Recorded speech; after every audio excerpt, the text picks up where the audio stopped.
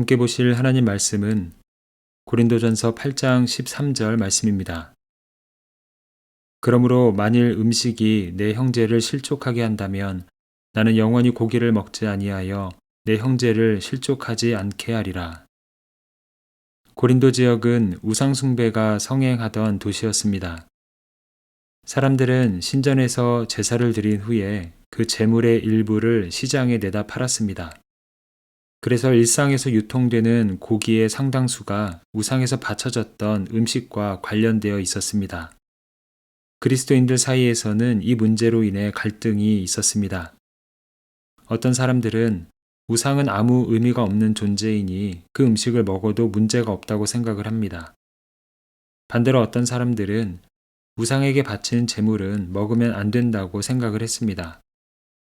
이런 상황 속에서 누군가 그 음식을 먹는 모습을 보게 된다면 주변에 있던 사람들이 시험에 드는 일들이 생겼습니다. 바울은 이 문제에 대해 자신의 입장을 밝힙니다. 만일 음식이 내 형제를 실족하게 한다면 나는 영원히 고기를 먹지 아니하리라. 사실 바울의 신학적 입장은 분명했습니다. 바울에게 있어서 우상의 제물을 먹는 일은 문제가 되지 않았습니다. 우상은 실제로 존재하는 신이 아니기에 그 음식으로 인한 영적인 문제가 전혀 없다는 것이 바울의 생각이었습니다. 예수 그리스도를 통해 율법이 주는 정죄와 외적인 규례의 얽매임에서 이미 벗어났기 때문입니다. 그럼에도 불구하고 바울은 자신의 행동이 누군가의 믿음 생활에 장애물이 된다면 영원히 먹지 않겠다고 말하고 있습니다. 바울이 포기한 것은 단지 고기가 아니었습니다. 그는 자신의 권리를 포기하고 있는 것입니다. 이러한 바울의 모습은 진정한 자유가 무엇인지를 보여줍니다. 진정한 자유는 무엇이든 마음대로 하는 데 있지 않고 그 자유를 선을 위해 선택하고 사용할 줄 아는 데 있습니다. 그래서 성경 갈라디아서는 이렇게 말합니다. 갈라디아서 5장 13절 말씀입니다. 형제들아, 너희가 자유를 위하여 부르심을 입었으나 그러나 그 자유로 육체의 기회를 삼지 말고 오직 사랑으로 서로 종 노릇하라. 성도의 자유는 나를 위한 권리가 아니라 사랑으로 다른 사람을 세우기 위한 것임을 말하고 있습니다. 한 수도원의 원장이 수도원에 지침 한 가지를 내렸습니다. 한 주 동안 금식하며 기도하는 기간을 갖자는 것이었습니다. 그렇게 며칠이 지나고 몇 명의 방문객들이 수도원에 방문하게 됩니다. 한 수도사는 그들을 위해 약간의 음식을 만들어주고 함께 조금의 식사를 같이 했습니다. 그의 집에서 연기가 나는 것을 본 다른 수도사들은 원장을 찾아가 그가 계명을 어겼다고 말했습니다. 그러자 수도원 원장이 말하길 그는 사람의 계명을 어겼지만 하나님의 계명을 이루었습니다. 라고 말을 했습니다. 수도원이 금식 중이라는 이유로 방문객을 환대하지 않는다면 그들이 시험에 들거나 그들의 마음에 부담을 줄 수 있기 때문에 오히려 그 수도사의 행동이 하나님의 계명을 지킨 것이라고 이야기를 한 것입니다. 성도의 자유가 무엇인지 잘 보여주는 이야기입니다. 성도의 자유는 사랑에 기초한 자유입니다. 사랑에 기초한 자유는 무슨 말이든 할 수 있지만 선을 이루기 위한 말을 선택하는 것입니다. 사랑에 기초한 자유는 나만을 위해 살아갈 수 있는 자유가 있지만 그 시선을 공동체와 하나님 나라를 향하는 것입니다. 그래서 종교개혁자 마틴 루터는 이렇게 말했습니다. 그리스도인은 모든 것 위에 있는 자유로운 주인이면서 동시에 모든 사람을 섬기는 종이다. 바울과 실라가 빌립보 감옥에 갇힌 적이 있습니다. 복음을 전하다가 억울하게 매를 맞고 감옥에 갇힌 것입니다. 깊은 밤 그들은 감옥에서 하나님을 찬양하고 기도를 했습니다. 그때 큰 지진이 일어나 옥문이 열리고 그들을 묶고 있던 쇠사슬이 풀렸습니다. 그들의 몸이 자유롭게 된 것입니다.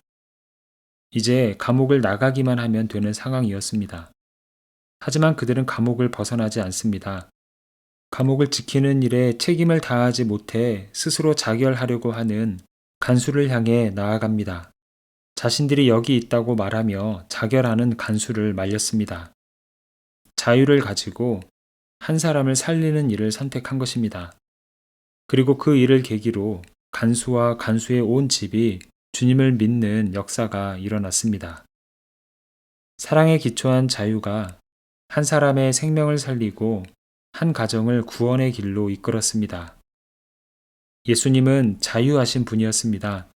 십자가에서 내려올 수도 있으셨고 십자가에서 그대로 죽을 수도 있는 그 자유가 예수님께 있었습니다. 예수님은 자신의 자유를 가지고 십자가 죽음을 선택하셨습니다. 그리고 사랑에 기초한 그 예수님의 자유로 우리는 죄사함을 받고 하나님의 자녀가 되어 영생을 누리게 되었습니다.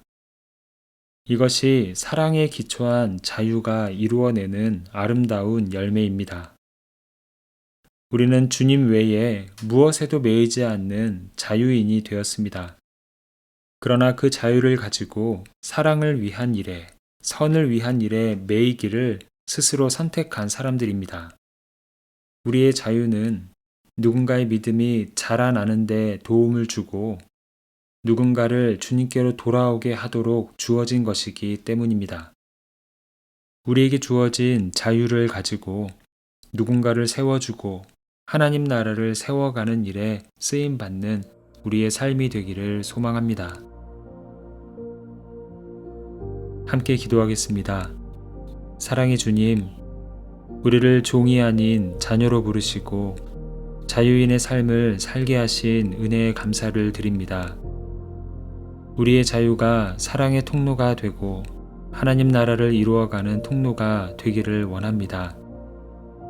우리의 말과 행동이 누군가의 믿음을 굳게 세우는 도구가 되게 하시고 우리가 가진 모든 것이 주를 위해 쓰임받게 하여 주시옵소서.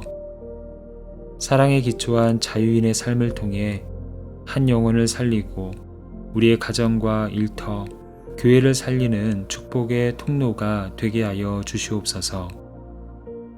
이 시간 어린이들과 청소년들, 청년들을 주님의 손에 올려드립니다.